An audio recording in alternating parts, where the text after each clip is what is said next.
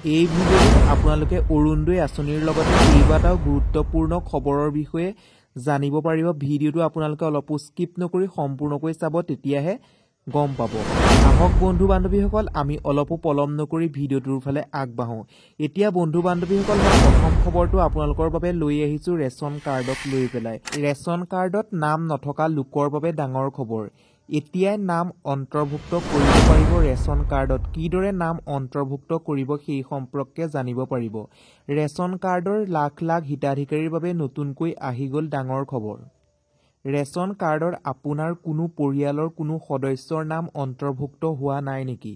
কিদৰে অন্তৰ্ভুক্ত কৰিব নতুন সদস্যৰ নাম? আপোনাৰ পৰিয়ালৰ কোনো সদস্যৰ নাম অন্তৰ্ভুক্ত হোৱা নাই নেকি? পৰিয়ালৰ প্ৰতিগৰাকী সদস্যই লাভ কৰিব বিনামূলীয়া ৰেচন। নাম নথকা সদস্যৰ নাম অন্তৰ্ভুক্ত কৰিব পাৰিব ৰেচন কাৰ্ডত। ৰেচনৰ দোকানীৰ সৈতে ইয়াৰ বাবে প্ৰথমে যোগাযোগ কৰিব লাগিব আপুনি। নতুন সদস্যৰ সকলো তথ্য পাতি যোগান ধৰিব লাগিব বিভাগীয় কৰ্তৃপক্ষক। নতুন সদস্যৰ বাবে Aadhaar card, PAN card, voter card থকাটো বাধ্যতামূলক আৰু লগতে লাগিব আপোনালোকৰ এখন পাছবুক। অনলাইনৰ যোগেও কৰিব পাৰিব আবেদন। নতুন সদস্য সকলো তথ্য গাঁও পঞ্চায়তৰ জৰিয়তে প্ৰত্যাশিত হোৱাৰ পিছতেই অন্তৰ্ভুক্ত হ'ব নাম। KYC কৰাৰ সময়তো কৰিব পাৰিব এই কাম। যদি কোনো লোক মৃত্যু হৈছে তেনেহ'লে কৰ্তনো কৰিব পাৰিব নাম। তাৰ বাবে আপোনালোকৰ প্ৰয়োজন হ'ব যিগৰাকী ব্যক্তিৰ মৃত্যু হৈছে তেওঁৰ মৃত্যুৰ প্ৰমাণপত্ৰ বা ডেথ চাৰ্টিফিকেট। আবেদন প্ৰক্ৰিয়া সম্পূৰ্ণ হোৱাৰ পাছতেই নতুন সদস্যই লাভ কৰিব 5 কিলোকৈ চাউল। এতিয়া নেক্সট খবৰটো মই আপোনালোকৰ লগত আলোচনা কৰিম মুখ্যমন্ত্ৰী জীৱন প্ৰেৰণাৰ আঁচনি। এই মুখ্যমন্ত্ৰী জীৱন প্ৰেৰণাৰ আঁচনিখন আপুনি কেনেদৰে আবেদন কৰিব বা কি কৰিব লাগিব, এপ্লাই লিংক কি নথিপত্ৰৰ প্ৰয়োজন হ'ব, সকলোখিনি তথ্য এই ভিডিঅ'টোত আপুনি জানিব পাৰিব। কণ্টিনিউ কৰি ভিডিঅ'টো চাব, ডিটেইলছত মই আপোনালোকক জনাই দিম। এই আঁচনিখনৰ বৈশিষ্ট্য কি, সেই বৈশিষ্ট্যৰ সম্পৰ্কে প্ৰথম অৱস্থাত আঁচনিখনৰ বৈশিষ্ট্যৰ সম্পৰ্কে মই জানি লওঁ। তাৰপিছত আপোনালোকৰ কি নথিপত্ৰৰ প্ৰয়োজন হ'ব সেই সম্পৰ্কে জানিব পাৰিব। এই আঁচনিখনৰ বা মুখ্যমন্ত্ৰীৰ জীৱন প্ৰেৰণাৰ আঁচনিখনৰ প্ৰথম বৈশিষ্ট্য হৈছে 2025 চনত উত্তীৰ্ণ হোৱা স্নাতকসকললৈ এবছৰৰ বাবে প্ৰতি মাহে 2500 টকাকৈ আৰ্থিক সাহায্য প্ৰদান কৰিব অসম চৰকাৰে। এই ধনৰাশি বা এই আঁচনিখনৰ ধনৰাশি প্ৰাৰ্থীয়ে বেংক একাউণ্টত পোনপটীয়াকৈ হস্তান্তৰ হ'ব। চৰকাৰী বা ৰাজহুৱা প্ৰতিষ্ঠানৰ পৰা উত্তীৰ্ণ হোৱা শিক্ষাৰ্থীসকলে যোগ্য বুলি বিবেচিত কৰা হ'ব এই আঁচনিখনৰ জৰিয়তে। এই আঁচনিখন আবেদন কৰিবলৈ যাওঁতে আপুনি যাব লাগিব DIDS পৰ্টেলত। আপোনালোকে চাৰ্চ কৰিব dids.assam.gov.in ত চাৰ্চ কৰি বা যোগেদি কাৰ্যকৰী কৰিব পাৰিব। প্ৰাৰ্থীসকলে মুখ্যমন্ত্ৰী জীৱন প্ৰেৰণাৰ আঁচনিৰ পৰ্টেলত গৈ নিজৰ ফোন নম্বৰৰ জৰিয়তে OTP সংগ্ৰহ আৰু লগ ইন কৰিব লাগিব। মই আপোনালোকক নিশ্চয় কৈছিলোঁ প্ৰথমতে যিটো লিংক দিছিলোঁ, সেই লিংকটো আপুনি যিকোনো এটা ব্ৰাউজাৰ অ'পেন কৰিব। ব্ৰাউজাৰটো অ'পেন কৰি তাত লিখি দিব। লিখি দিয়াৰ পাছত আপোনালোকে ৰেজিষ্ট্ৰেশ্যন কৰিব। ৰেজিষ্ট্ৰেশ্যন কৰাৰ পাছত আপোনালোকে ফোন নাম্বাৰটো দিব। ফোন নাম্বাৰত এটা OTP যাব। তাৰপিছত ইয়াত দিছে যে কেইটামান বিশেষ প্ৰশ্নৰ উত্তৰ দিয়াৰ পাছতে প্ৰচিড টু এপ্লাইত ক্লিক কৰিব। প্ৰচিড টু এপ্লাইত ক্লিক কৰাৰ পাছত কি কৰিব লাগিব সেই সম্পৰ্কে মই জনাই আছোঁ। মই যেনেধৰণে কৈ আছোঁ আপুনি নিজৰ মোবাইলতে ক্ৰম ব্ৰাউজাৰৰ সহায়ত কৰিব পাৰিব। আবেদনকাৰীয়ে ব্যক্তিগত তথ্য যেনে নাম, লিংগ, জন্মৰ তাৰিখ আদিৰ লগতে ফোন নম্বৰ আৰু ঠিকনা যথাস্থানত ভৰ্তি কৰিব লাগিব। ছেভ বা ছাবমিট কৰিব লাগিব। তাৰ পাছত আবেদনকাৰীৰ বেংক সবিশেষ যোগান ধৰিব লাগিব। সেইখিনি দিয়াৰ পাছত আপোনালোকে বেংক একাউণ্টৰ যিখিনি ডিটেইলছ আছে সেই ডিটেইলছটো আপোনালোকে তাত ছাবমিট কৰিব লাগিব। স্নাতক হোৱা মহাবিদ্যালয় প্ৰতিষ্ঠানৰ নাম আৰু সবিশেষ তথ্যৰ উল্লেখ কৰিব লাগিব।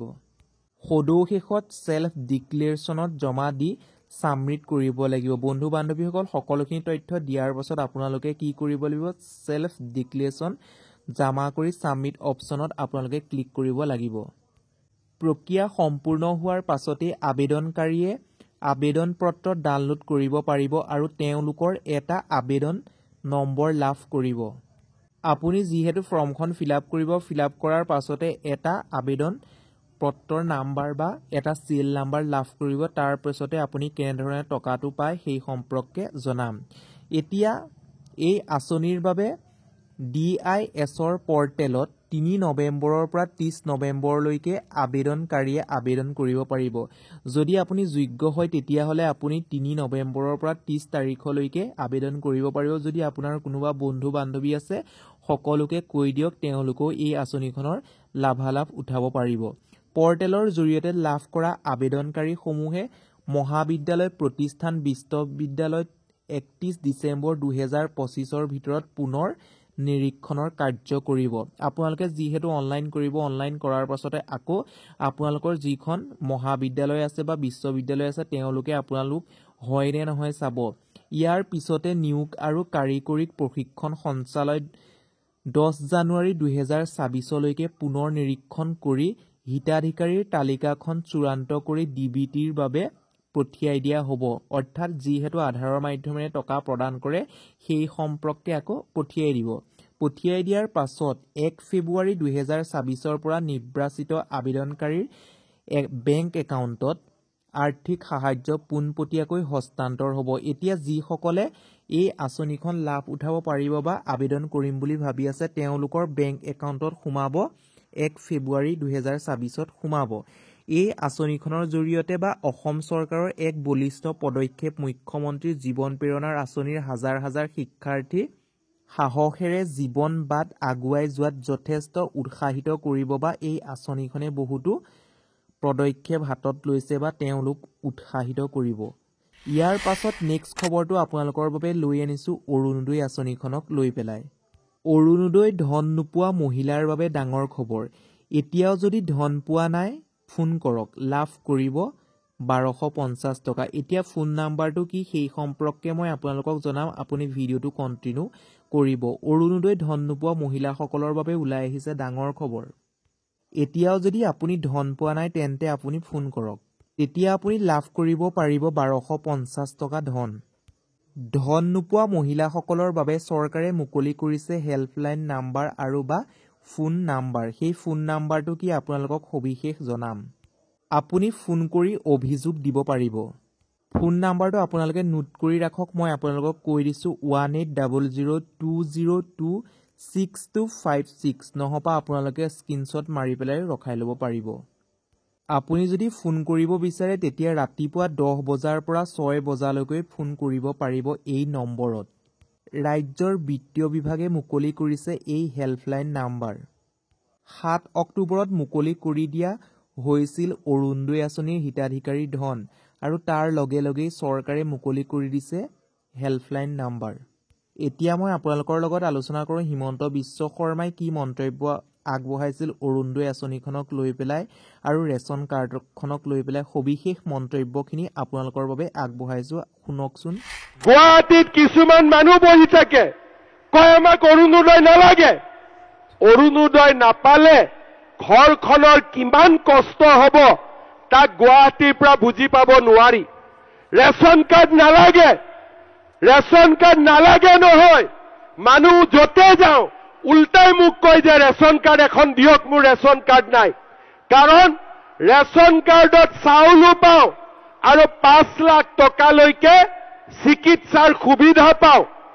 আজি অৰুণোদয় নাহিলে ল'ৰাজনৰ টিউচনৰ খৰচ, ঘৰত বেমাৰ হলে ঔষধ।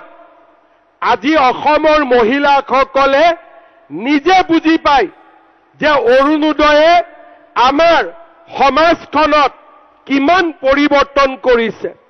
আপোনালোকৰ কোনে কোনে অৰুণোদয় পাইছে হাত দাঙক। কোনে কোনে অৰুণোদয় পোৱা নাই হাত দাঙক এইবাৰ।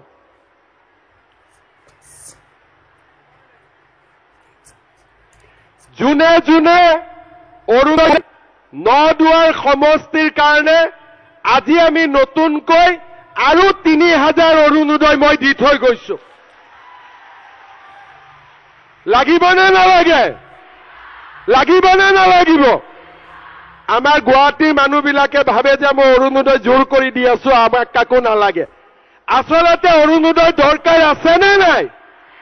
আপোনালোকৰ লাভ হয়নে নহয় অৰুণোদয় টকাৰে? হয়নে নহয়? সঁচা কথা কব।